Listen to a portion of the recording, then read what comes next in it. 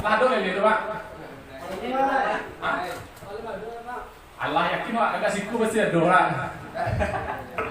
Jadi, baiklah Bapak Ibu sekalian. Assalamualaikum warahmatullahi wabarakatuh.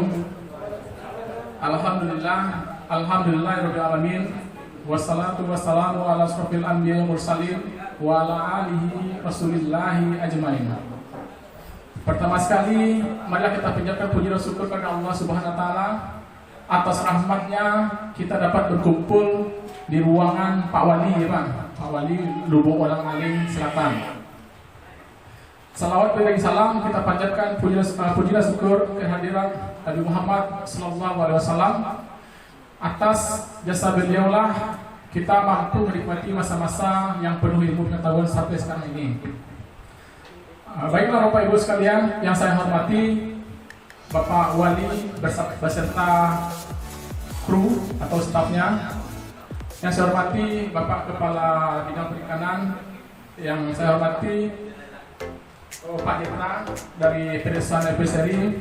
Dan yang saya sayang ini, saya cintakan Bapak-Bapak Ibu sekalian semuanya. Baiklah Bapak Ibu sekalian, kita mulai saja Bapak Ibu.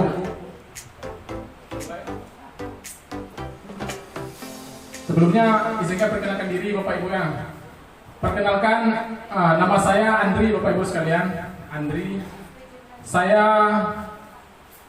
bekerja sebagai penyuluh bidang perikanan. Jadi saya tuh tugasnya memang penyuluh bidang perikanan. Jadi tujuan saya itu untuk menyuluh adalah untuk meningkatkan PKS, perilaku, keterampilan dan sikap. Selain itu, selain penyuluh, saya di rumah juga punya usaha perikanan. Saya fokusnya di benih, pembibitan. Baiklah Bapak Ibu sekalian, kita sekarang budidaya lele ya Pak ya.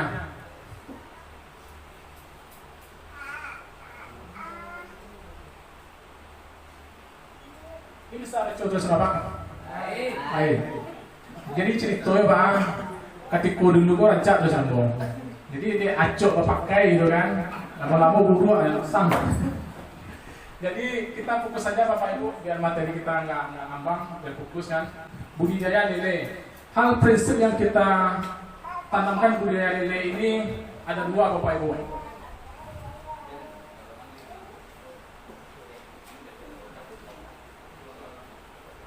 Pendederan atau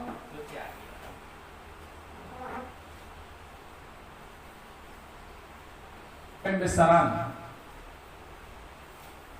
Jadi kalau kita budidaya lele, kita harus kenal dulu tujuan kita ini untuk pendederan atau untuk pembesaran. Kalau untuk pendederan itu bibitnya biasanya Bapak Ibu 1-5. Kalau untuk pembesaran itu bibitnya 6 ke atas lah. Bisa 6-7, bisa 8-12. Pokoknya 6 ke atas itu tujuannya untuk pembesaran. Jadi sekarang ini yang kita lakukan Bapak Ibu ini pembesaran apa pendederan? Pembesaran. Jadi kalau pembesaran harapannya nanti kita cari bibitnya di atas 5 lah gitu kan, paling kecil 5 gitu kan. Kenapa saya katakan begitu?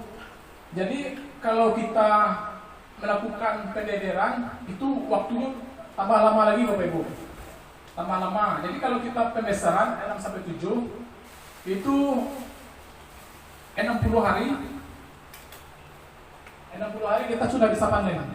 Itu bedanya. Beda dengan pendederan. Kalau pendederan itu selain masanya lama, yang kedua tingkat ininya Bapak Ibu, tingkat kematiannya sangat tinggi. Jadi kalau ikan 1-5 itu tingkat kematiannya sangat tinggi. Matinya banyak gitu kan. Jadi prinsipnya harus Bapak Ibu tanamkan dulu. Tujuannya kalau seandainya pembesaran, jadi kita fokusnya ke sini Bapak Ibu ya. Jadi Bapak Ibu sekalian,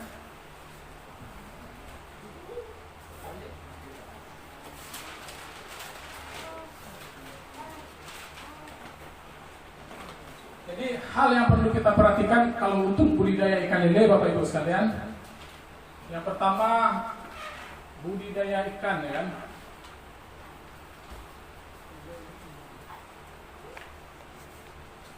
Yang pertama kita perhatikan dulu wadah. Apa itu wadah? Wadah itu contohnya kolam terpal, kolam beton, wadah. Jadi kita harus perhatikan wadahnya dulu, wadah. Terus hal yang kedua kita perhatikan Bapak Ibu sekalian masalah benih.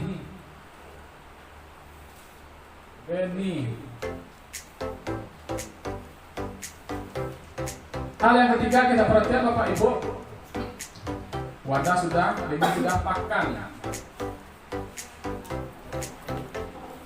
Jadi sebenarnya Bapak Ibu sekalian, prinsip budidaya ikan itu ada 3 sebenarnya. Ada wadah, ada benih, ada pakan.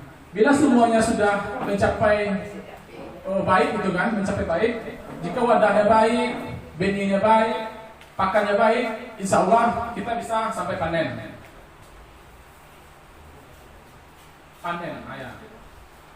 Jadi hal yang perlu kita perhatikan Bapak Ibu sekalian adalah masalah wadah, benih, pakan. 3 aja itu Bapak Ibu. Jadi prinsipnya budidaya ikan itu cuma 3 aja yang harus kita perhatikan. Baik, kita lanjut. Kita dulu bahas masalah wadah ya Bapak Ibu ya.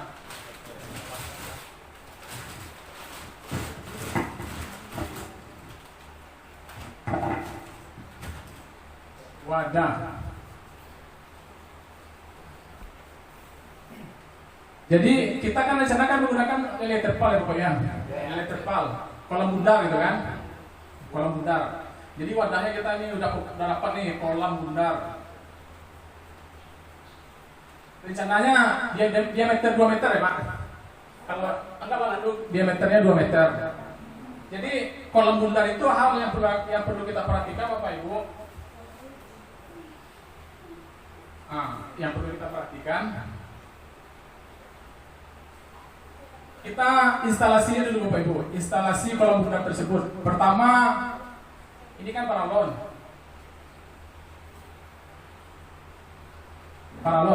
Jadi paralon yang bagian luar, yang bagian dalam ini Bapak Ibu, ini berfungsi untuk filter. Jadi paralon yang bagian dalam ini kita potong-potong atau kita gerinda, kita buat supaya menjadi filter ya.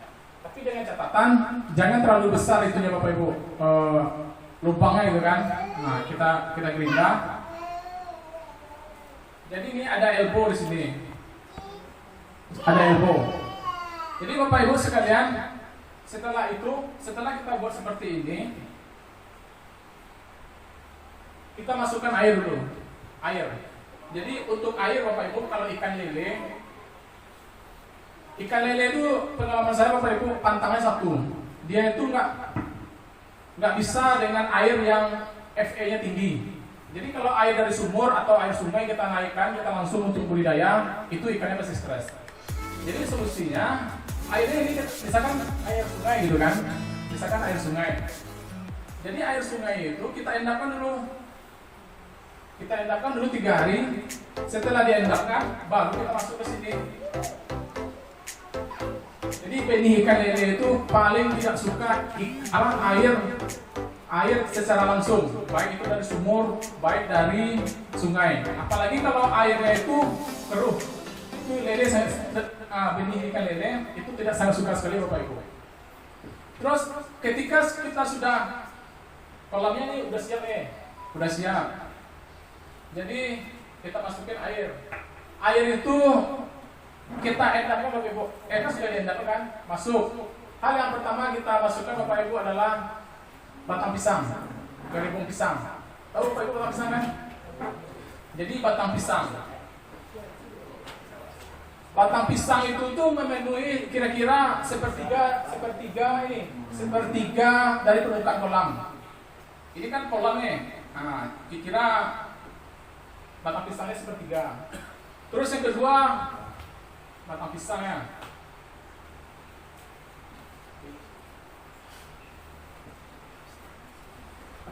Yang kedua Bapak Ibu, hal yang perlu kita butuhkan Bapak Ibu sekalian, itu adalah enceng gondok. Enceng gondok tahu Bapak Ibu?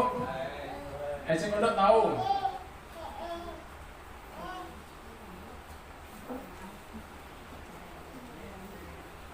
Enceng gondok. Jadi kan tadi kan sepertiganya tadi kan batang pisang.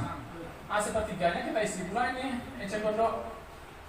Jadi tujuan batang pisang itu Bapak Ibu, yang pertama sebagai antibodi benih. Jadi getah batang pisang itu sebagai obat bagi ikan. Itu yang pertama. Yang kedua, tujuan dari batang pisang itu apabila terjadi fluktuasi suhu, ikan lele itu Bapak Ibu, apalagi ikan kecil, dia itu sangat rentan sekali terhadap suhu. Dia nggak suka ikan lele itu, malamnya dingin kan, siangnya panas gitu kan. Ikan lele nggak suka gitu. Jadi untuk mengantisipasi hal tersebut, jadi kita carilah batang pisang. Jadi batang pisang itu kita buka, itunya pelepahnya kan, bukan pelepahnya, batangnya. Batang pisang itu kan mempunyai lapis-lapisan gitu kan. Nah, kita buka, kita taruh batang pisang. Jadi ketika saya perhatikan Bapak Ibu, ketika hari cuaca panas, ikan lele itu dia lebih senang dia berada di bawah batang pisang. Yang pertama. Terus yang kedua, enceng gondok. Itu apa enceng gondok? Jadi enceng gondok. Jadi sebenarnya tujuan dari enceng gondok ini Bapak Ibu adalah untuk memfilter air. Jadi sebenarnya enceng gondok ini menyerap racun yang ada pada air. Itu fungsi enceng gondok.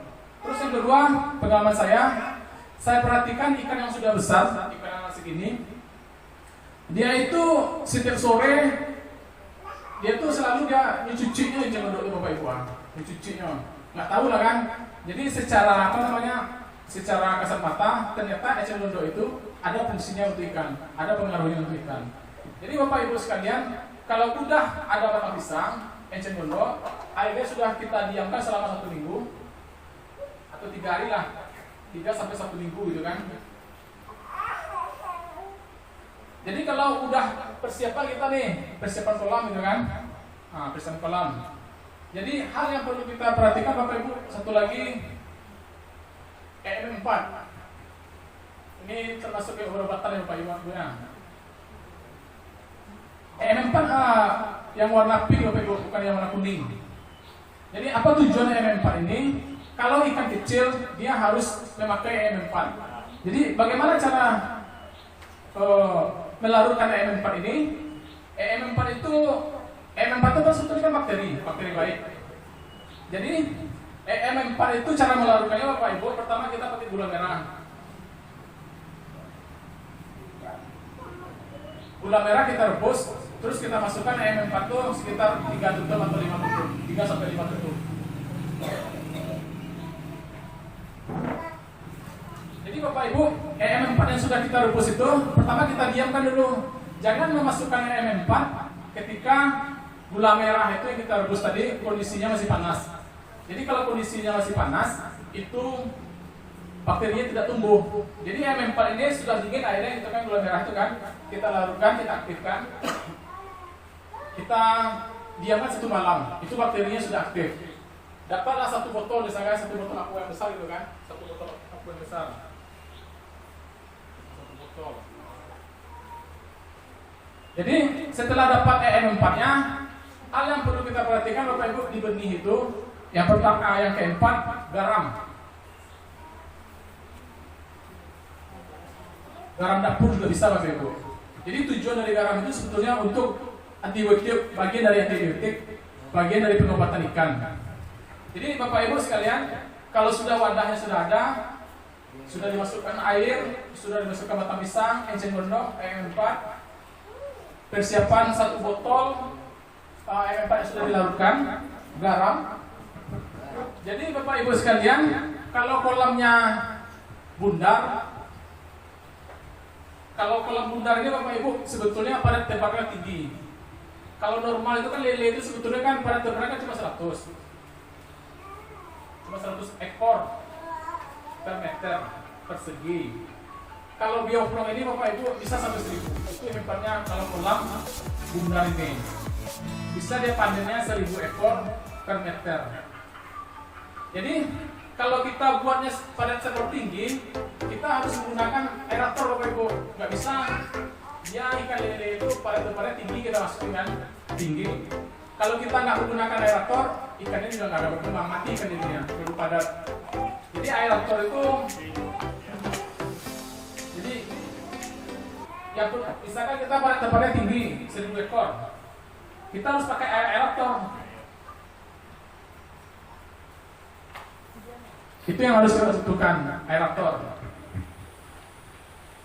kalau tidak menggunakan aerator, tidak menggunakan listrik, jadi pada terbalnya cukup 100 ekor aja per meter perseginya. Mungkin Bapak Ibu sampai wadahnya dulu, mungkin ada yang ditanya, sampai wadahnya dulu ada yang ditanyakan Bapak Ibu.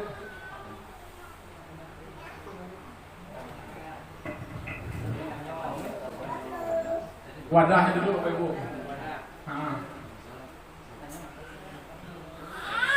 Bang, izin Bang. Ya. Ada Bang, masalah wadahnya kan kalau rencana dari Nawarin dia meter sampai meter Bang. Sampai meter ya. Jadi sampai meter kok kapasitas kalau tidak pakai apa tadi aerator Ya. sampai rati ekor bisa. Berarti minimalnya berarti ekor. Minimal. Iya. Jadi kalau pakai aerator Bang maksimalnya Bisa 1000. kalau diameter sampai meter tuh Bang. Ya bisa per meternya bisa 1000 pada terbalnya. Ya. Seperti gambar yang ditampilkan tadi Bapak Ibu, itu kan padan itu. Jadi kalau pada terbangnya tinggi, kita harus menggunakan aerator. Kalau seandainya aerator nggak ada, ikannya nggak akan tumbuh ikannya, mati ikannya. Pengalaman itu Bang, dia bisa lalu Bang, masalah listrik kok kadang-kadang bisa lampu kok mati setengah hari, bisa sehari semalam biasa. Bisa apa solusinya Bang kalau air listrik kok mati, ini lah tabung sekitar sampai 1000 tuh Bang. Berarti kan pada tebalnya 1000 per meter perseginya kan. Jadi sebetulnya Bapak Ibu sekalian, kalau kita bicaranya bioflok itu dia wajib pakai aerator. Kalau seandainya listrik mati setengah hari aja, ikannya pasti stres, tingkat kematiannya pasti tinggi. Jadi untuk mengatasinya, tetapi tidak ini Bapak Ibu, tidak menjamin 100% gitu kan. Sebetulnya kalau Bapak Ibu ini kan kolam bioflok tadi, kolam bunga tadi, listrik kita kan mati kendalanya gitu kan. Jadi kita bisa buat air mengalir di sini. Jadi ikan lele itu Bapak Ibu, benih ikan lele itu dia tuh juga membutuhkan air yang mengalir. Jadi air yang mengalir itu fungsinya pertama dia untuk menciptakan oksigen. Itu yang pertama. Yang kedua, fungsi air yang mengalir itu, kalau ikan lele itu kan kalau pada sabar tinggi, dia kan amoniaknya tinggi tuh. Pakan yang kita gunakan, pakan ikan yang kita berikan, itu kan akan mengendap di sini. Mengendap di sini. Jadi untuk membuang endapan dasar kolam itu, yang harus kita lakukan ini ada filter di sini kan. Jadi 1 kali 3 hari atau 1 kali seminggu kita harus cabut kalau air pipa yang bagian luar, keringkan sampai dibuang airnya sepertiganya atau setengahnya. Itu yang pertama. Terus kalau aerator ada listrik mati, kita pakai air. Tapi ini Bapak Ibu, pengalaman saya nggak menjamin dia hidup dia.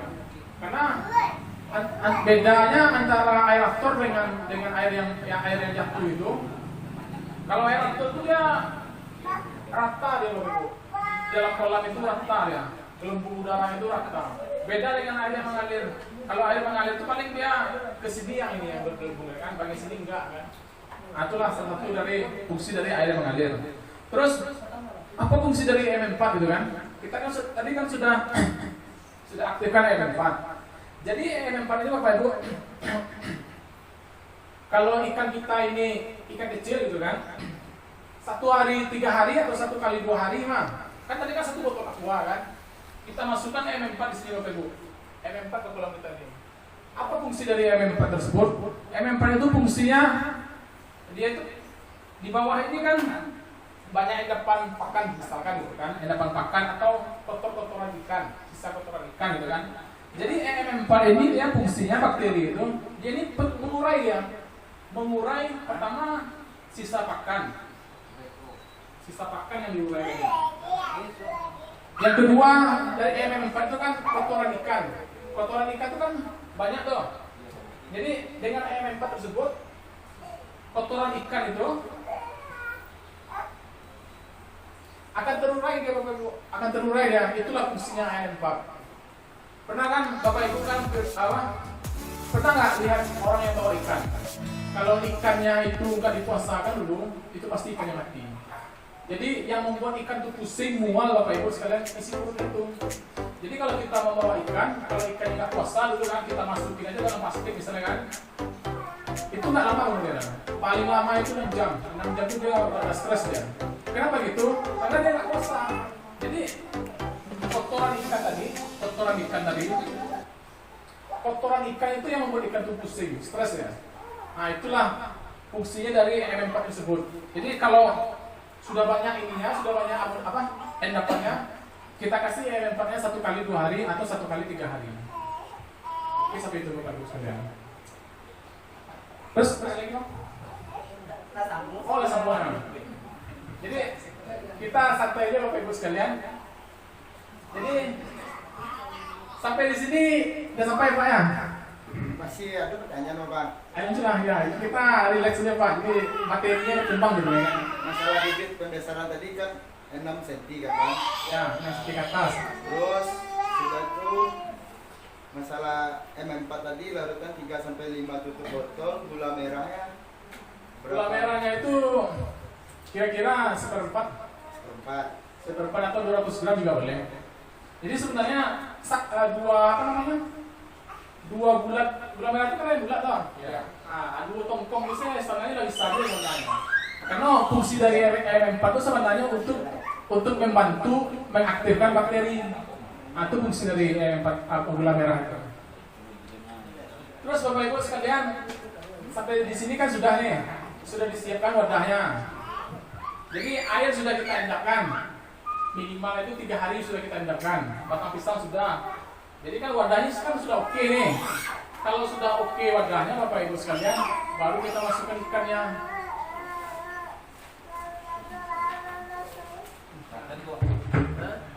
Ayo,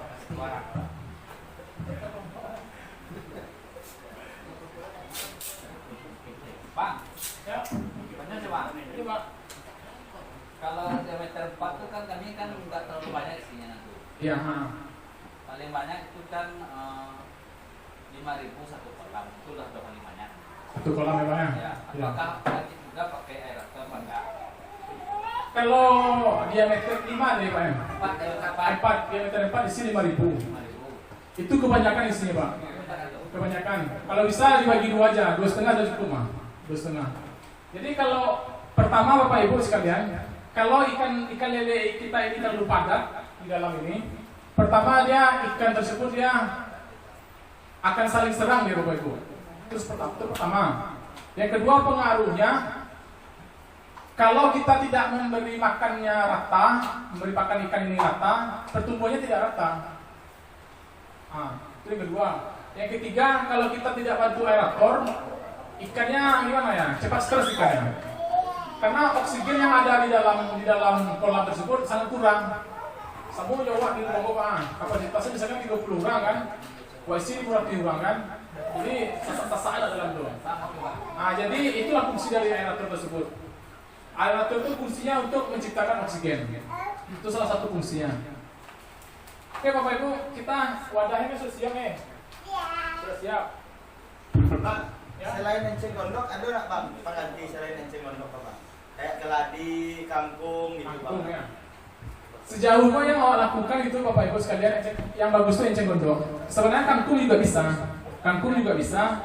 Cuman kalau kangkung itu pertumbuhannya di kolam lambat. Beda dengan enceng gondok. Enceng gondok itu Bapak Ibu, misalkan di kolam nih, masuk sakitnya enceng gondok Ini mau balik hari ini bisa penuh kolamnya.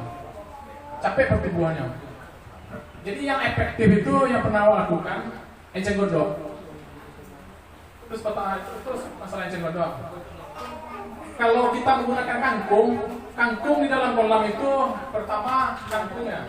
Pernah saya coba, kangkung itu urenya sekecil Pak. Urenya sekecil. Yang kedua, kangkung itu pertumbuhannya di dalam kolam itu sangat lambat. Jadi fungsi dari enceng gondok ini Bapak Ibu sekalian yang saya jelaskan tadi, fungsi itu sebenarnya untuk memfiltrasi air sebenarnya, untuk menyerap racun yang ada dalam air, itu salah satu fungsinya enceng gondok itu. Oke, kita lanjut Bapak Ibu sekalian. Ini wadahnya sudah.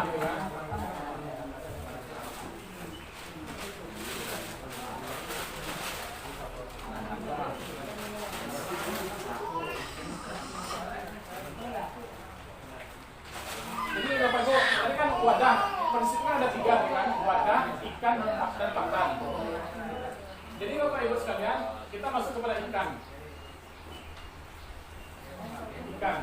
Jadi rencananya kita misalkan kita pakai ikannya yang 5A kata kan. 5A. Jadi Bapak Ibu sekalian, kalau ikan lele ini wajib sortir ya Bapak Ibu.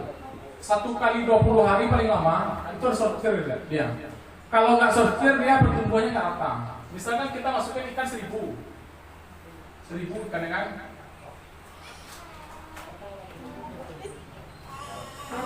Ini kita masukkan 1000. 20 hari pertama kita harus sortir. 20 hari pertama. Ini paling lama ya Bapak Ibu ya. Wajib sortir. 20 hari kedua, 40 hari itu kan? 40 hari. Kata dua. Sortir yang kedua.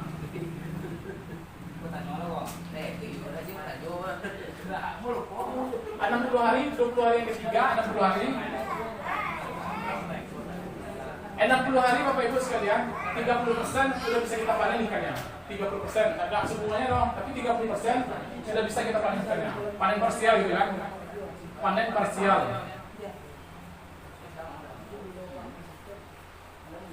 Panen parsial 30%.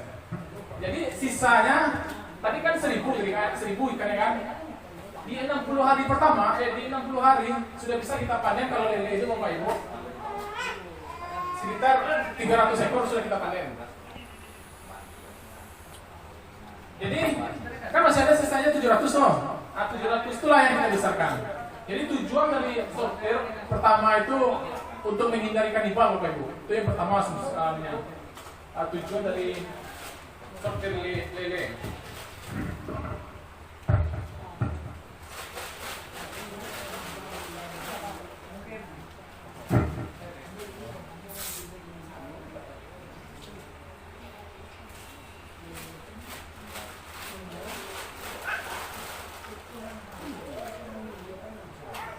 Jadi 60 hari kita sudah bisa panen secara parsial.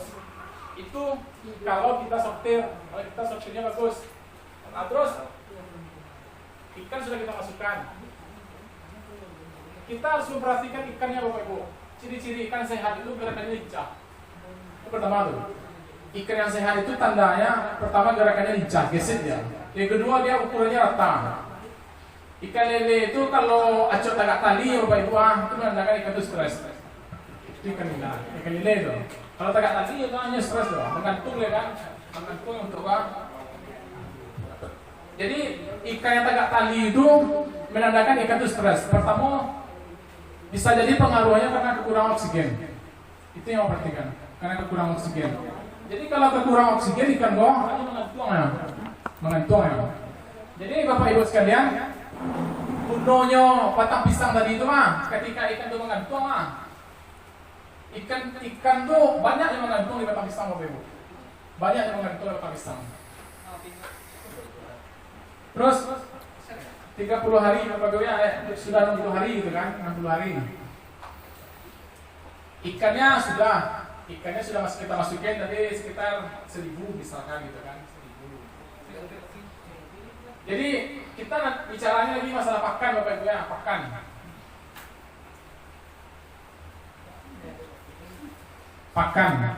Jadi ikan lele itu di 20 kalau ukurannya 5 ke atas, dia sudah bisa dia makan min 1 ya Bapak Ibu. Min 1 dia bisa makannya. Atau ragu kita misalnya kan, kita kasih aja makannya PF 500 atau min 1. Jadi syarat pakan lele ini Bapak Ibu sekalian, syaratnya proteinnya itu harus 130%. Itu kebutuhan ikan lele.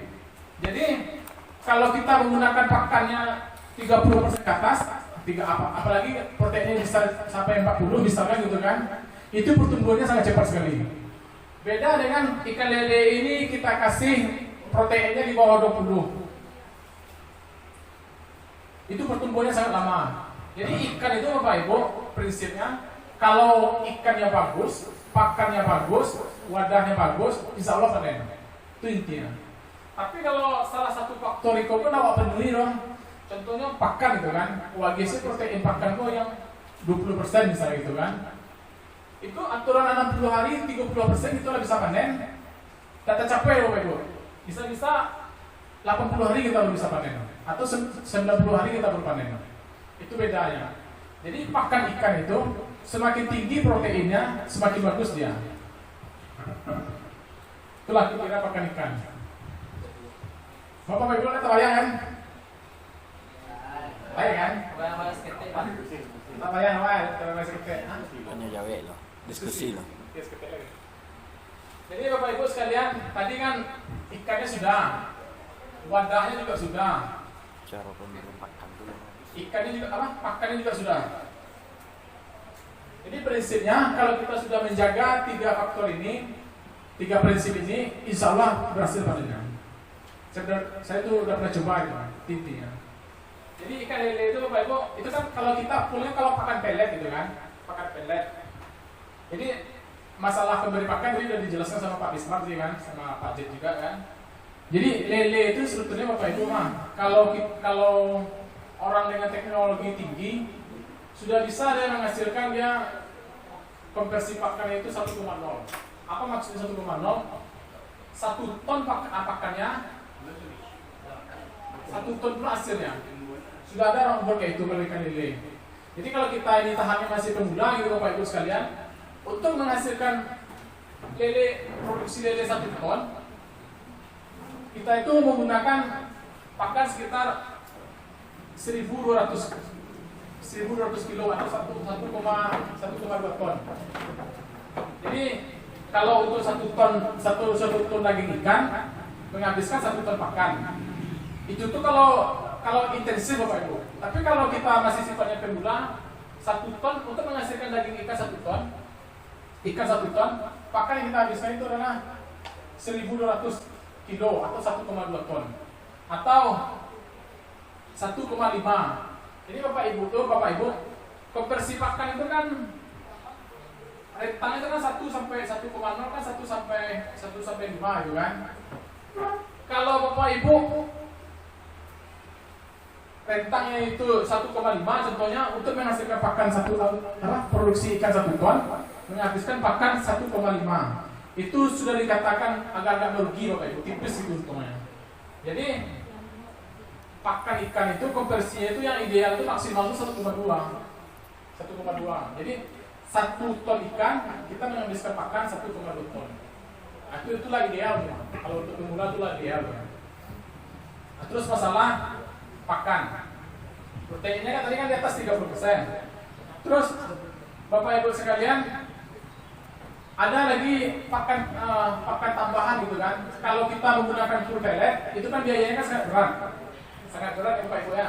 Jadi ikan lele itu sebenarnya Bapak Ibu ikan memakan segala sebenarnya. Nasi Bapak Ibu lagi mah dimakan aja mah. Lalu dadar lagi mah dimakan aja mah. Sisa-sisa nasi misalkan contohnya makan ikan gitu kan. Jadi yang ikannya buang gitu kan, ada makannya ikan gitu kan. Ayam apalagi kan. Jadi Bapak Ibu sekalian, kalau Bapak Ibu bagi pakan ayam, sebaiknya ayamnya direbus dulu. Karena bau udah itu. Ayam itu kan dia lamuan cuy Ibu. Oh pernah masuk ayam mati ke pulang kan? Wah mati tadi kan mati tahu. Selama 1 minggu mah ayam baru dimakan ikan ya kan? Kareh itu pertama ikannya kareh. Kareh lah. 1 minggu nak dimakan ikan loh. Kalau beda dengan ayam yang kita rebus. Kalau rebus ayamnya otomatis kan dagingnya lunak. Nah, itu capek makan ikan. Itu yang kedua pengaruhnya kalau ayam nggak direbus mah ikan lele itu Bapak Ibu. Contohnya usus ayam contohnya kan. Misalkan usus ayam itu kan panjang. Ikan lele itu ada segitu. Kok nggak sih ikan ya Bapak Ibu ya? Jadi misalnya mah kalau ada usus ayam yang panjang tuh mah dulu tapi ikan lele itu sampai paruhnya mengambung. Nah itu ikan lele. Jadinya makan itu sangat rakus ikan lele itu. Jadi usus yang panjang itu 3 hari ada dalam paruhnya. Tak dicerna kan. Ada ujungnya ikan itu mati ujungnya. Nah itu makanya pakan ayam itu yang idealnya itu ayam yang direbus. Itu lagi kira. Oke Bapak Ibu, mungkin mengingat waktu juga kan. Ada lagi nak sisi diskusi? Ya.